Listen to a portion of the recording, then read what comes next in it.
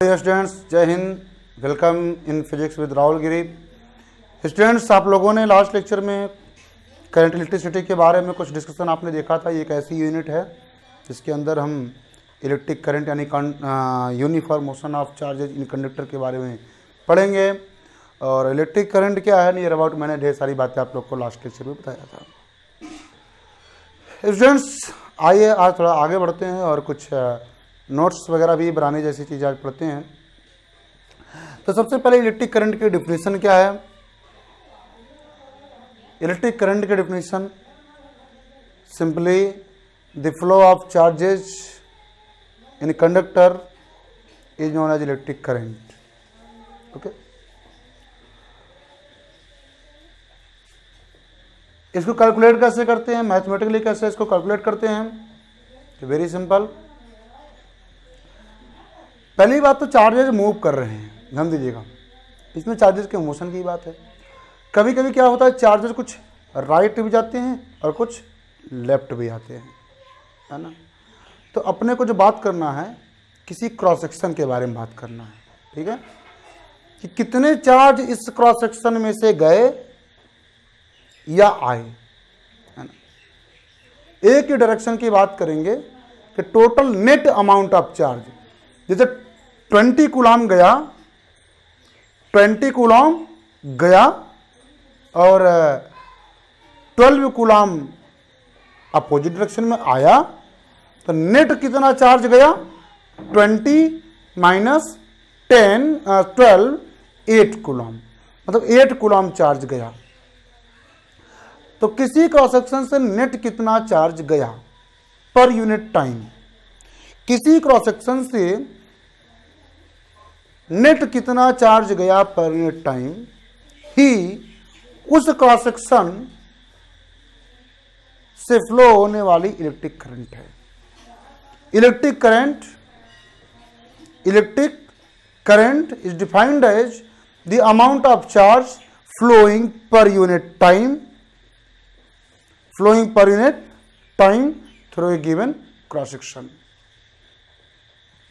Okay students, the electric current is defined as the amount of charge flowing per unit time through a given cross section. I is equal to Q by T. Q by T क्यों? क्योंकि कहा जाए कि if charge Q flows in a time interval t through a given cross section, then current through that cross section will be Q by T. Time t में charge Q गया तो unit time में charge Q upon T जाएगा। तो I is equal to Q by T, amount of charge flown divide by time interval taken. Okay, तो electric current की definition आपको clear हुई। Electric current is defined as the amount of charge flowing per unit time through a given cross section. Okay, ध्यान देना, net amount of charge. Okay, जैसे बताया मैंने आपको, इसमें से एक डायरेक्शन में 20 गया, उसके अपोजिट डायरेक्शन में 12 आया उसी टाइम इंटरवल में, तो नेट फ्लोन चार्ज हो जाएगा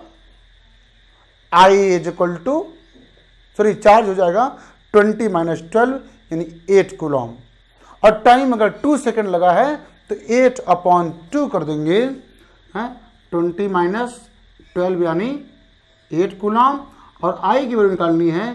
टाइम अगर 2 सेकेंड लगा है तो हम आप करंट निकालने के लिए क्या करेंगे, Q by T, 8 coulomb by time 2 second, यानी ये डिवाइड होगा तो कितना देगा, 4 कूलम पर सेकेंड या 4 एम्पियर। तो इसकी यूनिट क्या होती है, यूनिट होती है इसकी एम्पियर। ये फंडामेंटल फिजिकल क्वांटिटी है। कंप्लीट लिखना है तो स्मॉल ए लिखेंगे, सिंबल इसका कैपिटल ए होता है ना। ये एक फंडामेंटल फिजिकल क्वांटिटी है, इसकी यूनिट होती है एम्पियर, कैपिटल ए। तो इसका डायमेंशन फार्मूला भी होता है सिर्फ और सिर्फ ए, ठीक है। हाँ, इसकी एक यूनिट और आप लिख सकते हो, इसके according Coulomb per second, Coulomb per second, है ना, C for Coulomb per second. Okay, और इसके डिफिनेशन भी आप इसके बेसिस पर बना सकते हैं। क्या? If T is equal to 1 second and Q is equal to 1 coulomb, then 1 ampere current will be 1 ampere means 1 coulomb by 1 second, 1 coulomb per second. Okay, a current is said to be 1 ampere if the rate of flow of charge is 1 coulomb per second.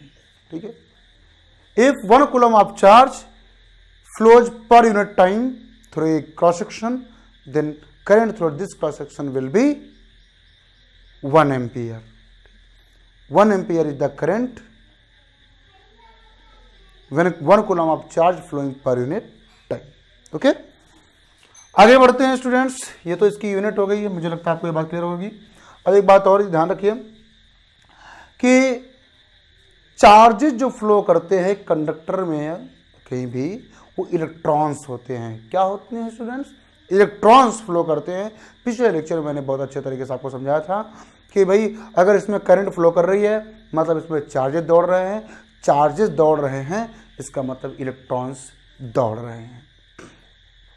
तो पर unit time कि इसके किसी cross section से, यानी चाहे आप ये देखो यहाँ से कितने इलेक्ट्रॉन निकल रहे होंगे या यहाँ से कितने इलेक्ट्रॉन एंटर कर रहे होंगे, यानी किसी क्रॉस सेक्शन से कितने इलेक्ट्रॉन पास हो रहे होंगे, तो कहा जाएगा कि करंट इसमें 1 एम्पियर है।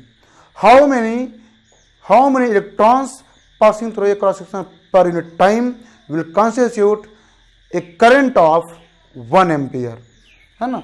तो यहाँ पे देखिएगा 1 कूलॉम ऑफ चार्ज, यहाँ पे देखिए I इक्वल टू, आप फार्मूला ये भी बना सकते हैं, Q अपॉन T है equal to NE upon T। Q बराबर NE होता है, आप लोग जानते हैं क्वांटाइजेशन ऑफ चार्ज। तो NE, यहाँ पे N की वैल्यू पूछा, हाउ मेनी इलेक्ट्रॉन्स, क्या पूछा है? हाउ मेनी इलेक्ट्रॉन्स, यानी यहाँ पर आपसे N की वैल्यू पूछा है। कितने की वैल्यू पूछा है? N की वैल्यू। तो I की वैल्यू क्या है? 1। तो N की वैल्यू आपसे पूछा है, तो देखिएगा I और टाइम क्या दिया है? 1 सेकेंड, है ना।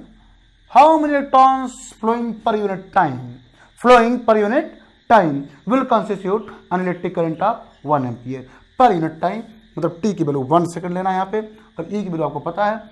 I इक्वल टू, I की जगह पे 1 पुट करेंगे, N इंटू E की value 1.6 into 10⁻⁻19 upon 1 means N equal to आ गया 1, ये ला के डिवाइड 1.6 इंटू 10⁻⁻19 तो आ गया 6.25 इंटू 10⁻18। इसे आप सॉल्व करेंगे तो आपका यही आंसर आएगा, मतलब 6.25 into 10⁻18 electrons flowing per unit time will constitute an electric current of 1 ampere. अगर किसी कंडक्टर से या किसी कंडक्टर के किसी क्रॉस सेक्शन से 1 सेकंड में 6.25 इंटू 10⁻18 इलेक्ट्रॉन्स पास कर रहे हैं तो कहा जाएगा कि उस कंडक्टर में करंट 1 एम्पियर की फ्लो हो रही है। ओके स्टूडेंट्स, मुझे लगता है आपको ये बात क्लियर हुई होगी। आगे बढ़ते हैं। इस करंट को 2 तरीके से कैलकुलेट करते हैं। ऑब्जर्व करने के बेसिस पर इस करंट को 2 पार्ट में, दो रूप में देखते हैं ना। There are 2 types of electric currents on the basis of its calculation और ऑब्जर्वेशन। कैसे? एक होती है एवरेज करंट। क्या होती है? एवरेज करंट, है ना। इसके लिए सीधा सीधा फॉर्मूला होता है the ratio of total charge, total flown charge through given cross section divided by total time interval, total time interval, है ना। Means I is equal to delta Q by delta T। भैया कुल कितना charge flow हुआ divide by, कहेंगे sir मतलब ज़्यादा कुछ समझ में नहीं आया, मतलब मैं कहूँगा कुछ नहीं ज़्यादा, मतलब कुछ नहीं, बस ये देखना है कि किसी कंडक्टर के किसी क्रॉस सेक्शन से जो टोटल टाइम इंटरवल है, चाहे 1 घंटा 2 घंटा 5 घंटा जो भी आप देख रहे हो, उतने टाइम इंटरवल में कुल कितना चार्ज पास किया है, टोटल अमाउंट ऑफ चार्ज में या टाइम से डिवाइड कर दोगे तो आपको एवरेज करंट आएगी। कहेंगे सर ऐसा करने की ज़रूरत क्या है? ऐसा करने की ज़रूरत है क्योंकि ज़रूरी नहीं कि हर 5 मिनट में उतना ही चार्ज फ्लो करे। हो सकता है शुरुआत के 5 मिनट में ज़्यादा चार्ज फ्लो किया, अगले 5 मिनट में कम चार्ज फ्लो किया, अगले 2 मिनट तक बहुत ज़्यादा अमाउंट ऑफ चार्ज फ्लो कर गया। तो random amount of charge are flowing per time तो दिस क्रॉस सेक्शन। तो ऐसे केस में आप एवरेज करंट अगर आप निकालते हैं तो आई एवरेज भी लिख सकते हैं आप इसको, है ना, या इसके ऊपर आप आई बार भी लगा लेते हैं, आई बार। ओके, तो ये है एवरेज करंट की definition, the ratio of total charge phloem through a cross section divided by total time interval taken. But दूसरी जो बात आती है instantaneous current.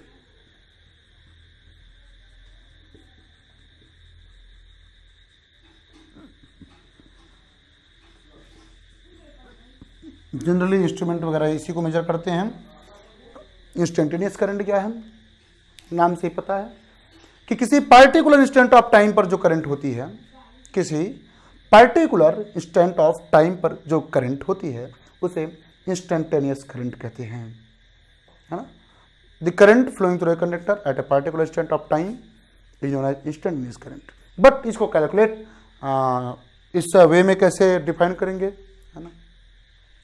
At a given instant of time, at a given instant of time, at a given instant of time, the amount of charge flowing per unit time is known as instantaneous current at that time. Given instant of time पर, किसी time पर आपने क्या देखा, unit time में कितनी current, कितना amount of charge flow हुआ, वही उस इंस्टेंट का करंट है। जैसे 5 बजे कितनी करंट फ्लो है चेक करना है, तो 5 बजे हमने क्या किया, जितना भी पॉसिबल रहा, 1 सेकंड 2 सेकंड 5 सेकंड 10 सेकंड जितना भी पॉसिबल रहा, उतने छोटे से टाइम इंटरवल में कितनी चार्ज फ्लो हुई हमने देख लिया, amount of charge upon time interval किया। तो जो 5 बजे के बाद 10 सेकंड के भीतर की हमने जो एवरेज करंट निकाली है वो 5 बजे की हम इंस्टेंटेनियस करंट मान सकते हैं, है ना। लेकिन 1 घंटा टाइम इंटरवल ले लेंगे तब उसे हम 5 बजे की इंस्टेंटेनियस करंट नहीं मानेंगे, तब वो 5 बजे से 6 बजे के बीच का एवरेज करंट आएगा, ठीक है। लेकिन अभी 5 मिनट से 5 मिनट मतलब 5 बजे से 5:10 के बीच में जो एवरेज करंट निकाली जा रही है वो एवरेज करंट से ज़्यादा बढ़िया समझ में आएगी यदि उसको हम इंस्टेंटेनियस करंट बोलें एट 5 o'clock। ओके, तो instantaneous current if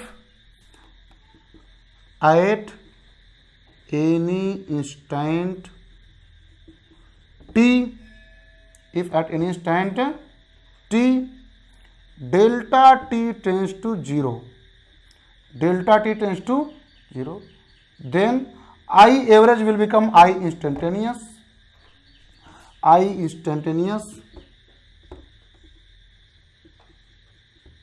equal to हो जाएगा limit delta T tends to 0, delta Q by delta T is equal to D Q by D T.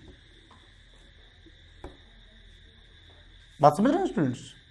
Average current ही है, इंस्टेंटेनियस करंट कहलाएगी particular instant of T पर, लेकिन वहाँ पे time interval जो लिया जाएगा जितना पॉसिबल उतना कम, इसलिए लिखा गया है डेल्टा टी टेंस टू 0, जितना पॉसिबल उतना कम को मैथमेटिकल लैंग्वेज में टेंस टू 0 लिखा जाता है। ओके, तो delta T tends to 0, delta Q by delta T, और इसी को शॉर्ट में लिखा जाता है D Q by D T. Means एक बात आप यहाँ पे समझ जाइएगा, क्या लिखा जाएगा, आई इंस्टेंटेनियस, या इसी को नॉर्मली हम आई लिखा करते हैं, है ना, equal to D Q by D T. आपके पास एक फार्मूला आ गया, I equal to D Q by D T.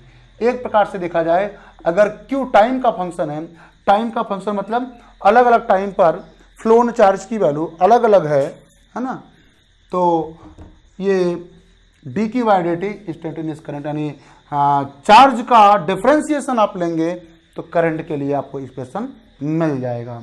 Example के लिए मैं आपको बताऊं, if Q is a function of time as here 4t+2, मतलब इसका हुआ कि टाइम अलग अलग होगा तो वैल्यू ऑफ फ्लोइंग चार्ज अलग अलग होगी। तो ऐसे केस में करंट की वैल्यू आप कैसे निकालेंगे, तो I = dQ/dt करेंगे। 4 कांस्टेंट है बाहर, dt/dt यानी t का डिफरेंशिएशन प्लस d/dt ऑफ, यहाँ पे अकेला 2 है तो इसको बाहर हम कर नहीं सकते, तो इसलिए हम इसको डायरेक्टली ऐसे लिख दिए हैं। बट कांस्टेंट का डिफरेंशिएशन 0 होता है, आप लोग जानते हैं, हाँ। तो I = 4 × dt/dt का मतलब 1 हो गया प्लस 0, I = 4 एम्पियर आ गया। जब चार्ज इस हिसाब से बदल रहा है, टाइम पर ऐसे डिपेंड कर रहा है, तो ऐसे केस में करंट की वैल्यू 4 एम्पियर कांस्टेंट है ना स्टूडेंट्स। तो इस प्रकार से आप चार्ज और करंट में एक रिलेशन पा गए हैं, I = dQ/dt। समझ में आई बात?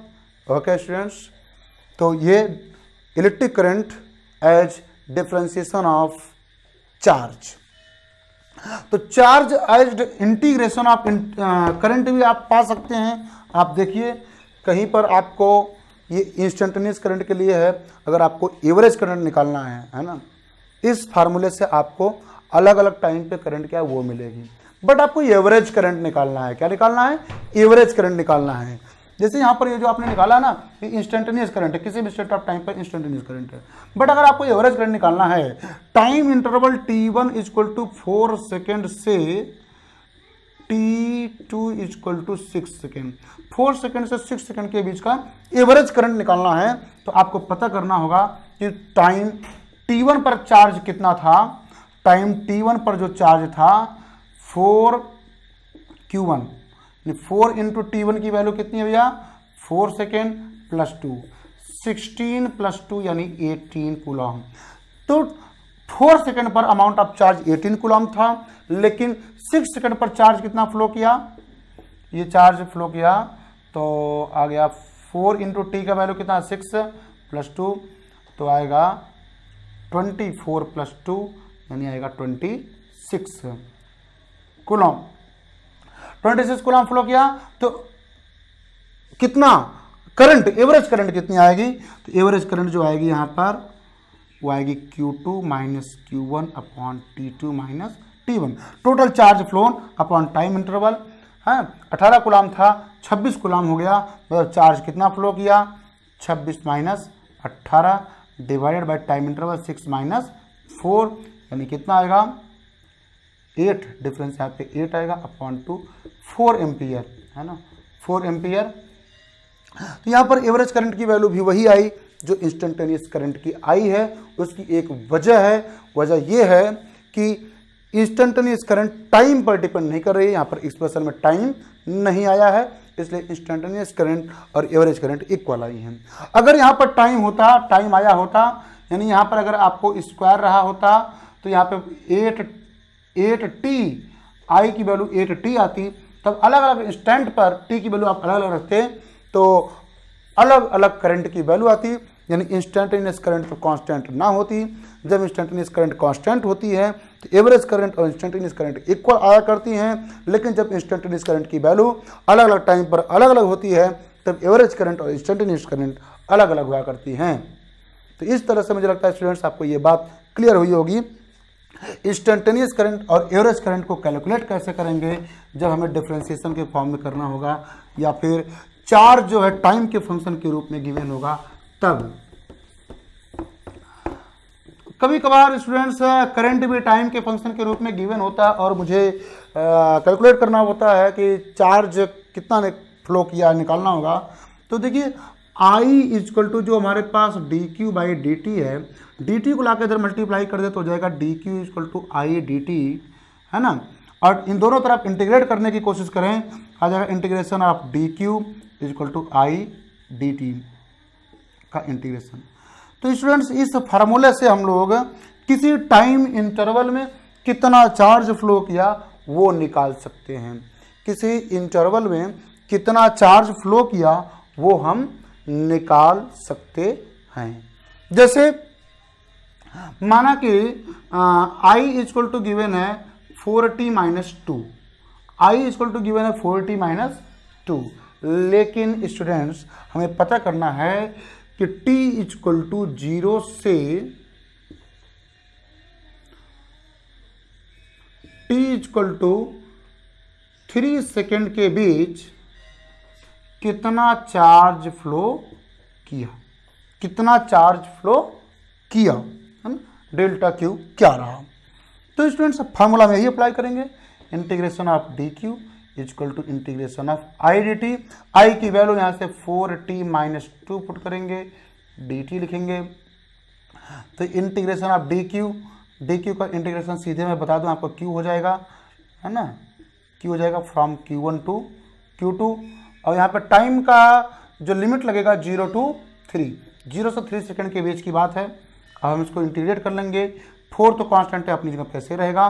टी का इंटीग्रेशन पावर कुछ नहीं मतलब 1 है, 1 बढ़ जाती है इंटीग्रेशन में, t²/2 आएगा, माइनस 2 कांस्टेंट अकेला है, इसके साथ फिर t लग जाएगा, है ना। और ये लिमिट वही रहेगी 0 to 3। Upper limit minus lower limit, q की जगह पे Q2 माइनस q की जगह पे Q1 इज इक्वल टू 2 कटेगा, ये देखिए, है ना, 2 कटेगा। तो ये 2 2 जा मतलब 2t² आ गया, 2t² minus 2t, limit 0 to 3। अब देखिए t 2 दोनों में कॉमन कर लें, 2 कॉमन कर लें तो t² minus t, lower limit अब ये upper limit minus lower limit की बात कर लें, 3² माइनस 3, अपर लिमिट पुट किया दोनों में बराबर, फिर माइनस लगाया, ब्रैकेट लगाया, लोअर लिमिट पुट किया 0 माइनस 0, है ना, आ गया 2 इंटू ये डेल्टा क्यू हो गया भाई, हाँ 9 माइनस 3, ये तो 0 हो गया, छोड़ते हैं उसको, 2 इंटू 6 इक्वल टू 12 कूलम। मतलब 0 से 3 सेकंड के बीच में 12 कूलम का चार्ज फ्लो किया है। कितने का? 12 कूलम का चार्ज फ्लो किया है। और इस दौरान एवरेज करंट कितनी रहेगी आपको निकालना है, एवरेज करंट। एवरेज करंट मतलब total charge phloem 12 upon time interval यानी 4 एम्पियर। एवरेज करंट इस दौरान रहेगी कितना? 4 एम्पियर, है ना। और ये तो एवरेज करंट हो गई। और इंस्टेंटेनियस करंट एट 3 सेकेंड, जब t इक्वल टू 3 सेकेंड है तो इंस्टेंटेनियस करंट कितनी होगी? इंस्टेंटेनियस करंट निकालने के लिए हमें कोई फार्मूला जो दिया है बस उसी से काम हो जाएगा। At t equal to 3 value of current will be equal to, यहाँ पे 3 रख दीजिए, 4 इंटू 3 माइनस 2, 12 माइनस 2 यानी 10 एम्पियर। तो at t equal to 3 10 ampere की करंट फ्लो हो रही होगी इंस्टेंटेनियस करंट। तो इस तरह से देखिए इंस्टेंटेनियस करंट की बात यहाँ पे दूसरी आएगी, एवरेज करंट की बात यहाँ पे दूसरी आएगी। क्यों? क्योंकि current is a function of time. तो current is a function of time भी आपको गिवन हो सकता है, charge is a function of time given हो सकता है ना। तो आप i equal to D Q by D T या D Q equal to integration of D Q equal to या delta Q equal to integration of I D T से आप क्वेश्चन को सॉल्व कर सकते हैं। ओके स्टूडेंट्स, तो मुझे लगता है आपको ये सारी बातें भी क्लियर हो गई होंगी। तो ये तो स्टूडेंट्स मैंने बताया आप लोगों को कि अपने ऑब्जर्वेशंस या कैलकुलेशंस के बेसिस पर करंट को हम 2 वेज में स्टडी करते हैं, एवरेज करंट और इंस्टेंटेनियस करंट। लेकिन अगर करंट के बिहेवियर के बेसिस पे देखा जाए तो करंट 2 तरह की होती है, एक होती है डायरेक्ट करंट और एक होती है अल्टरनेटिंग करंट। ओके स्टूडेंट्स, तो करंट, इलेक्ट्रिक करंट जो होती है 2 तरह की होती है, एक होती है डायरेक्ट करंट, दूसरी होती है अल्टरनेटिंग करंट।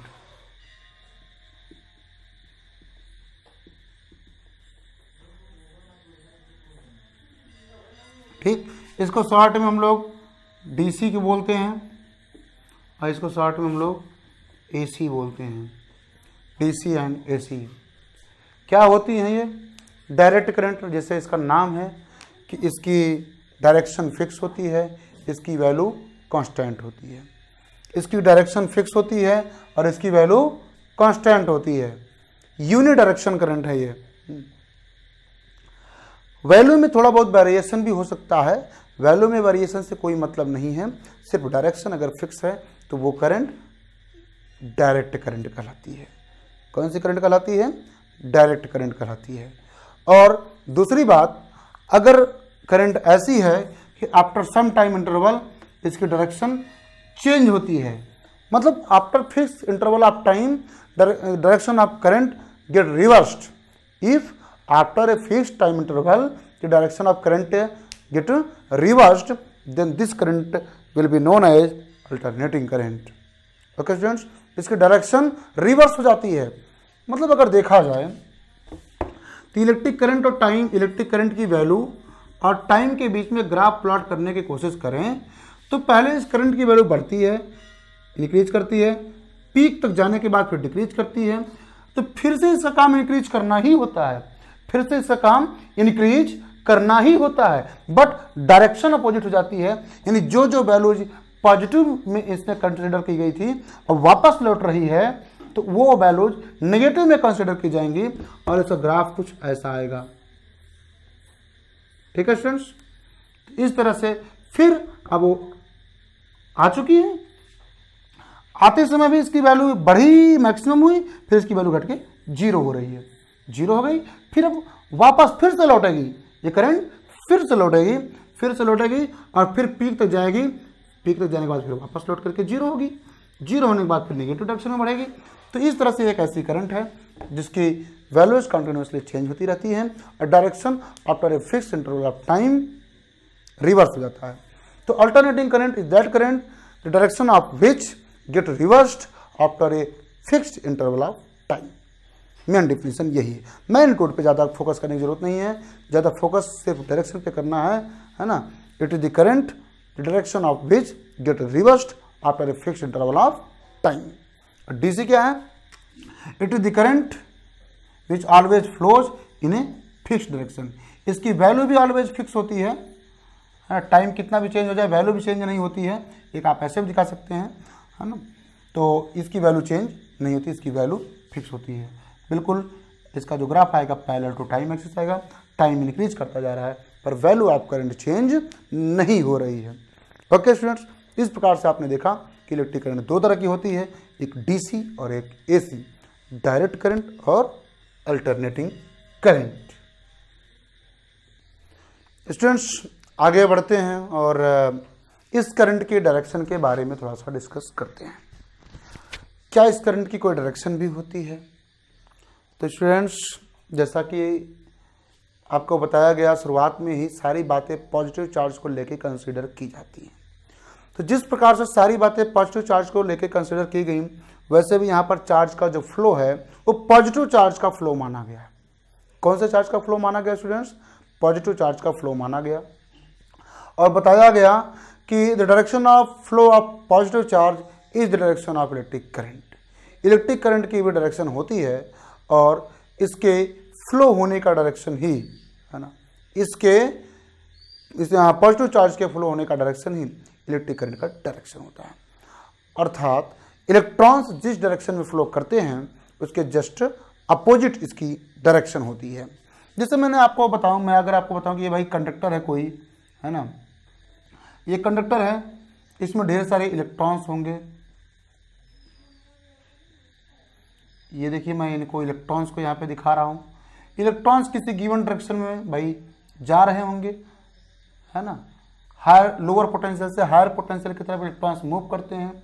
यानी इधर अगर पॉजिटिव बनाया गया, इधर नेगेटिव बनाया गया है, पोटेंशियल दिया गया है, तो लोअर पोटेंशियल से हायर पोटेंशियल की तरफ यानी पॉजिटिव टर्मिनल की तरफ इलेक्ट्रॉन्स अट्रैक्ट होकर जा रहे होते हैं।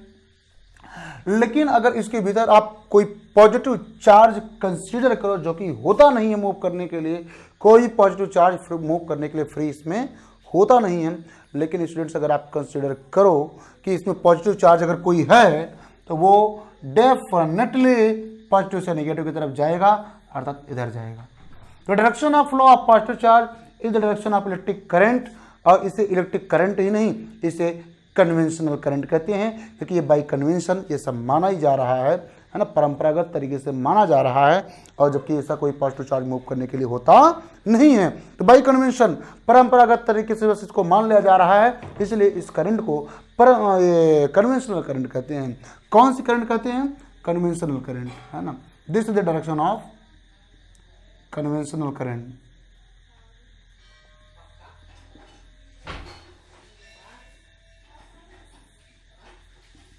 ओके। और ये जो डायरेक्शन फ्लो, इलेक्ट्रॉन जो फ्लो कर रहा है वो इसके डायरेक्शन इलेक्ट्रॉनिक करंट कहते हैं। Means direction of flow of positive charge, that is direction of opposite direction of flow of negative charge, that is electron, is the direction of conventional current, and the flow of electrons is known as electronic current. इसे क्या बोलते हैं? Electronic current. Thus the direction of conventional current is just opposite to the electronic current. Okay students, इस प्रकार से students आपको ये बात भी क्लियर हो गई कि इलेक्ट्रिक करंट की भी डायरेक्शन होती है। तो अब स्टूडेंट्स एक बात ये भी आपको समझनी चाहिए कि ये इलेक्ट्रिक करंट है, इसके पास डायरेक्शन भी होती है और इसके पास मैग्नीट्यूड भी होता ही है। तो क्या एक वेक्टर क्वांटिटी है? क्या ये एक वेक्टर क्वांटिटी है? तो स्टूडेंट्स ये वेक्टर क्वांटिटी नहीं है। Electric current is not a vector quantity. Why? It has magnitude and direction both.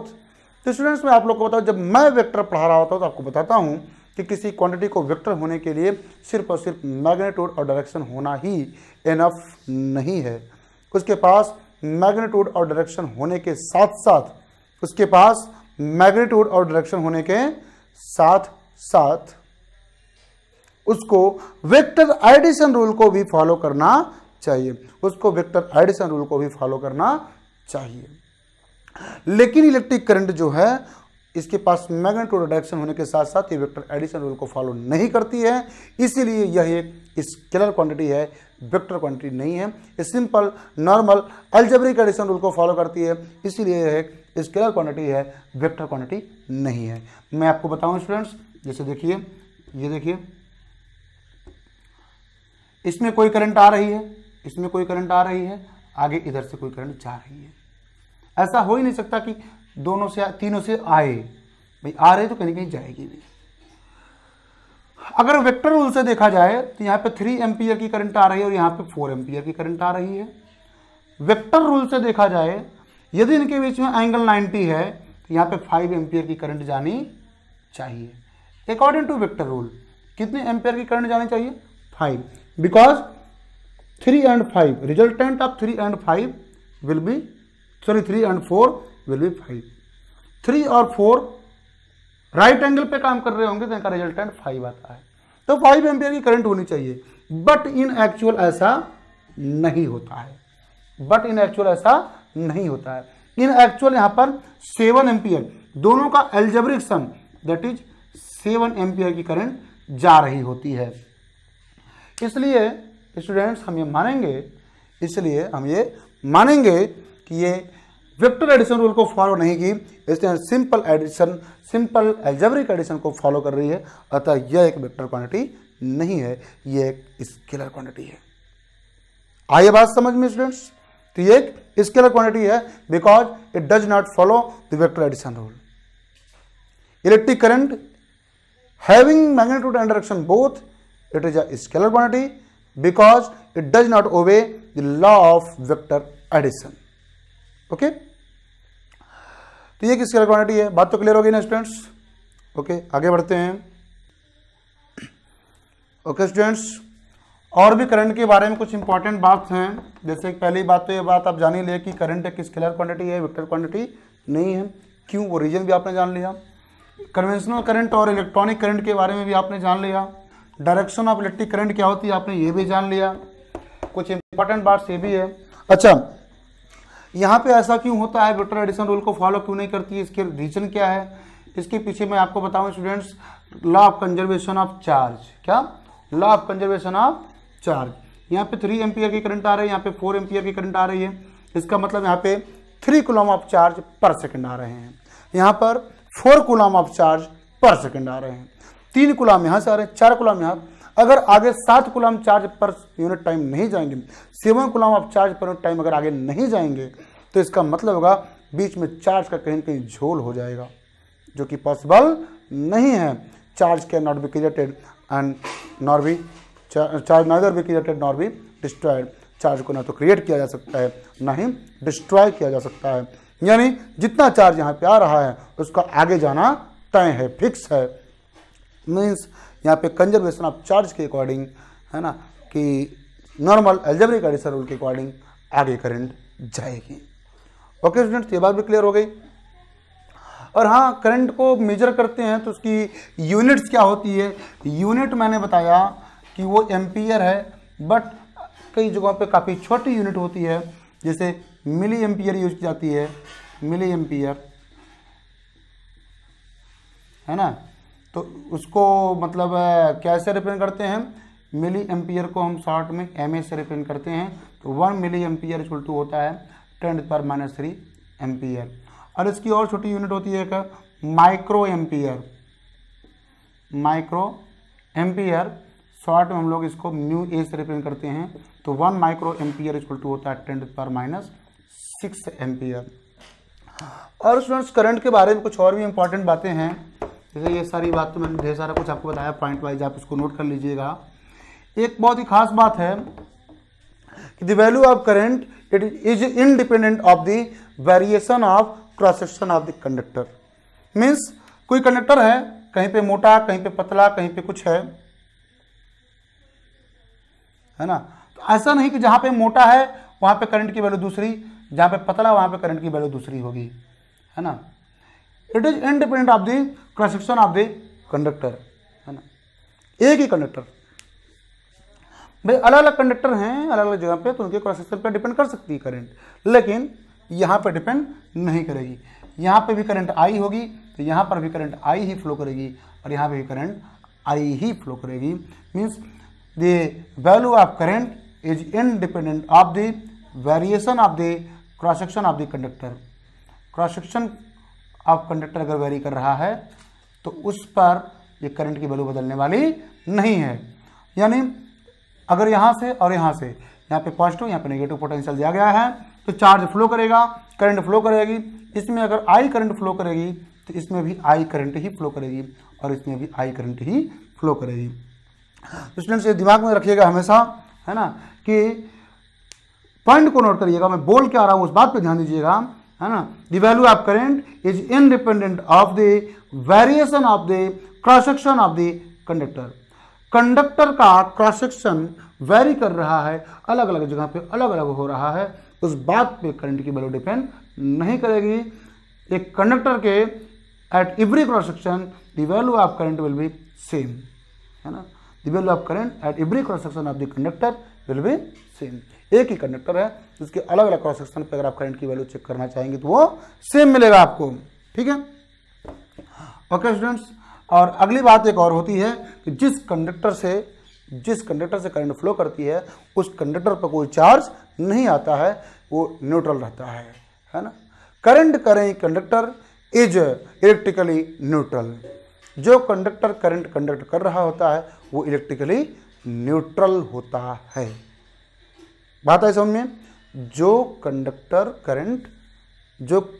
Current conduct कर रहा होता है वो इलेक्ट्रिकली न्यूट्रल होता है। क्या सर उस पर चार्ज नहीं आता? हम कहेंगे बिल्कुल उस पर चार्ज नहीं आता है। क्यों? क्योंकि एक एंड से जितना चार्ज एंटर करता है दूसरे एंड से उतना चार्ज निकलता रहता है ना। कोई सोर्स के द्वारा इसमें भाई करंट फ्लो कराई जाएगी ना। माना कि मैंने ये बैटरी लगा दिया, सेल लगा दिया, कोई भी सोर्स लगा दिया जो पोटेंशियल डिफरेंस क्रिएट करने वाला है, तो इसका काम है कि एनर्जी दे करके चार्जेस को मूव कराना। सेल का मतलब बस यही समझिए, एनर्जी दे करके सिस्टम में एनर्जी प्रोवाइड करके चार्जेस को मूव कराना। तो ये क्या करेगा, तो ये यहाँ से मतलब एक इलेक्ट्रॉन लेगा, एक इलेक्ट्रॉन ऐसे पुल कर लेगा। जब ये पुल कर लेगा दूसरा इलेक्ट्रॉन तुरंत इसके द्वारा यहाँ पे छोड़ दिया जाएगा। तो यहाँ से इलेक्ट्रॉन एंटर करता रहेगा, यहाँ से इलेक्ट्रॉन निकलता रहेगा, इलेक्ट्रॉन एंटर करता रहेगा, इलेक्ट्रॉन निकलता रहेगा। तो इलेक्ट्रॉन के चलने के अपोजिट डायरेक्शन में करंट चलती रहेगी, ऐसा माना जाता रहेगा। ओके स्टूडेंट्स, तो मुझे लगता है आपको ये बात क्लियर हो गई होगी कि जिस कंडक्टर में से करंट फ्लो होती है वो कंडक्टर इलेक्ट्रिकली न्यूट्रल होता है। और स्टूडेंट्स कभी कभी चार्ज और टाइम में ग्राफ मिल जाता है आपको, ऐसे कहते हैं कि बताइए ये टाइम एक्सिस इधर और अमाउंट ऑफ अलग अलग टाइम पर जो अलग अलग चार्ज फ्लो किया गया वो इधर रिप्रेजेंट किया गया है ना। और ऐसा कोई ग्राफ कोई कर्व आया हुआ है। तो स्टूडेंट जरा आप विचार कीजिए, अगर आप यहाँ पे कोई पॉइंट P लीजिए, यहाँ से परपेंडिकुलर ड्रॉ कीजिए, है ना, यहाँ से कोई पॉइंट ये लीजिए, सॉरी यहाँ पे P लीजिए, यहाँ पे Q लीजिए, इस टाइम को T1 कह लीजिए, इस टाइम को T2 कह लीजिए, है ना। जरा एरिया निकालिए, नाम PQRS हमने रख दिया। तो PQRS ये क्या है, आपको एक QT एक्सिस के अंडर की एरिया है, ये रोम्बस है।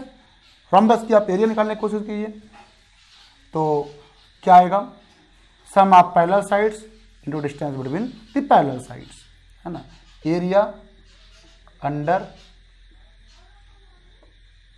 PQ means area of rhombus PQRS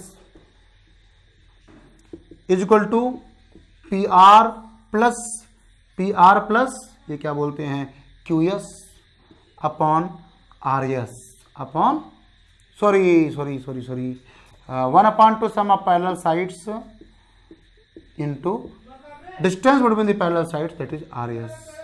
okay students, ये बात है। अच्छा, PR की वैल्यू कितनी है, ये देखिए, यहाँ से परपेंडिकुलर ड्रा किया, यहाँ पर हमने Q1 लिखा, यहाँ पे परपेंडिकुलर ड्रा किया, यहाँ पे हमने Q2 लिखा, है ना। तो आ गया Q1 plus Q2/2 into RS का मतलब हो गया, T2 minus T1,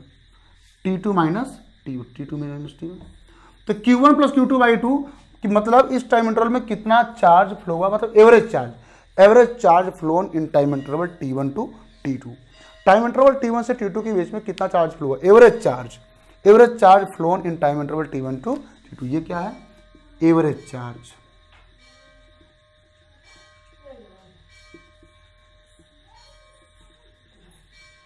phloem in time interval